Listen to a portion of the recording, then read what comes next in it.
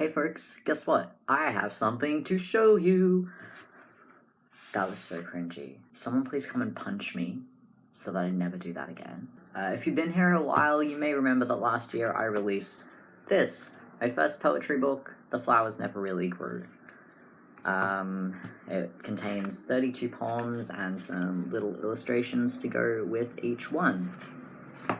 If you follow my social media, you probably already know that I recently released Poetry 2, The Seeds All Turn to Dust, and this copy actually arrived last week, so I thought I'd show you. First, just for comparison, this is the two books, so I followed the same style, and there we go. That's the back, that's the front. Followed the same style, same format, everything.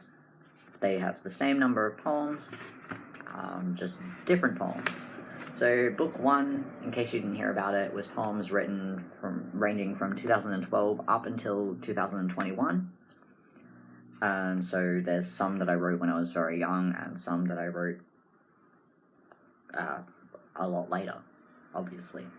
The Seeds All Turn to Dust, however, is mostly poems written across 2021 and 2022. Including a couple, I think there were 3 other poems that were written before this time that had been lost or misplaced, that I stumbled upon and went, wow, these would have been in book 1 had I found them in time. So it has the same number of poems, again, 32, and it just has poems and illustrations to go with them. So yeah, both of these are available on my Ko-Fi store, and they are now also available on Amazon.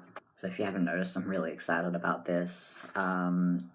They're also both listed on Goodreads and Storygraph, so if you are interested in grabbing a copy or adding it to your list, that would be amazing. And if you do happen to read it, I'd really appreciate if you give it a little rate or review on one of those.